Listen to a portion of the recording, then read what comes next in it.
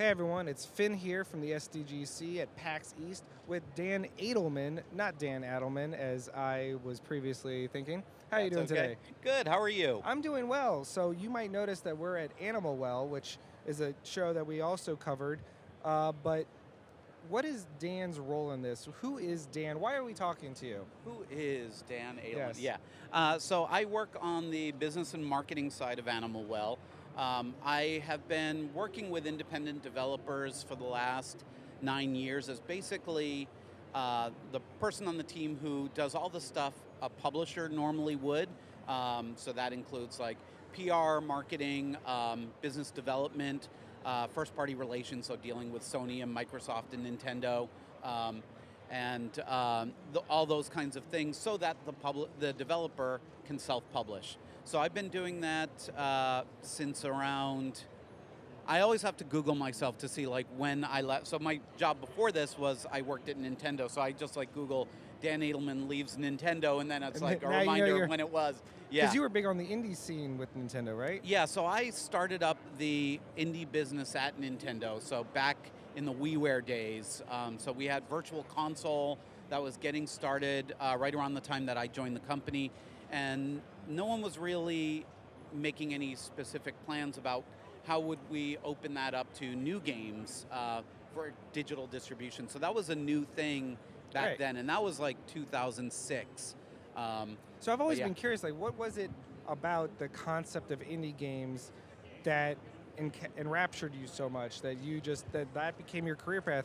I mean, now we know indie games are great, but in 2006 it was still a very new, like, just area. Yeah. So the genesis of that was you worked at Nintendo. Yeah, so I worked at Nintendo, that was a Sega joke. Oh yeah. No, but the before I was at Nintendo, I was at Xbox, and I worked on the original Xbox from like 2001.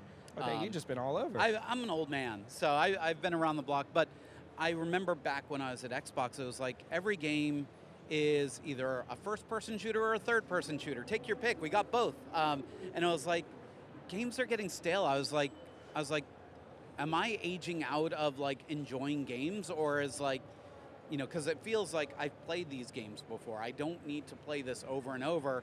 So I wanted something new and different. And that's actually why I went to Nintendo.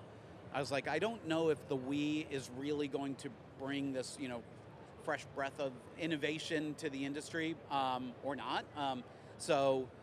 But I was like, I like the fact that they're trying. And so when I got there, I was originally there to like, find games for Nintendo to publish. And then more and more I was like, there's this, digital distribution business that they're starting up, and everyone's thinking about like, bringing NES and Super NES games to the Wii, but, what if we embraced independent developers? And indie games back then were not really a known thing. It wasn't like, let's reach out to the indie games community, because it barely existed. Right. And so I just hunted around to find like, are there developers out there working on their own thing, and like how could we find a home for them on Nintendo? Yeah. And and then ever since then I've been like, that's kind of my niche. It's like I've always. It's a great niche to have, though. Yeah. Because we discovered you through Axiom Verge. You're the reason Axiom Verge is here. Yeah. You love your single devs. So I've been lucky enough to work with two phenomenal solo devs, and they're rare. They're like unicorns, because like when you think about everything that goes into making a game, the skill set required, it's like programming and artist. Like when do those two things come together? And musician, composer, and it's rare to find all of those attributes in one person. And so Billy Basso, who made Animal Well, and Tom Happ, who made Axiom Verge 1 and 2, they are those unicorns that like, and I was just dumb lucky. Like they reached out to me and I was like, yes. Your games are amazing. So like, it was an easy decision for me. Yeah. And so like what's next on the horizon for you? You said you hinted at some new stuff. I'm not asking you to divulge that, but you're not going anywhere anytime soon. No. So probably one game that's been announced is Savior. So that's in the pipeline. That's in development. So we did a Kickstarter for that several years ago, and since then we've been kind of quiet in terms of like public outreach and PR and that kind of thing. We're updating our Kickstarter backers, once a month, every other month, that kind of pace. But really, the team is heads down, just focused on development because that's a big game. So, yeah, hopefully, I don't want to, say anything out of line. I'm hoping next year we might have something to show at the show, and maybe even launching sometime shortly thereafter. But yeah, we'll show it when it's ready. Of course. Yeah. So I know the show floor has opened up and your booth is starting to already fill. Look at that line. Yeah. So we don't want to take up too much of your time. Where can people find you and like follow the games that you're covering? Yeah. So my answer to that used to be Twitter. Now it's become like this haven for white supremacy that I'm not really.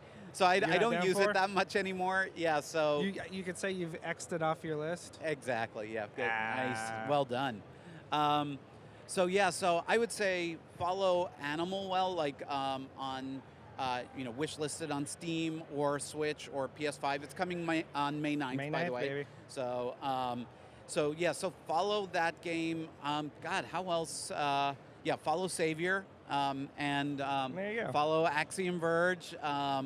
And I'll make it known when I work on another game. So and I've got something else in the hopper that isn't announced yet. So when the time comes, we will talk about that as well. I love it. So the final question for you is always the most important.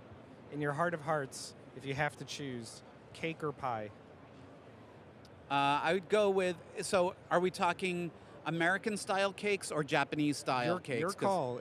This is the day and hour. I would say like Asian bakery cakes.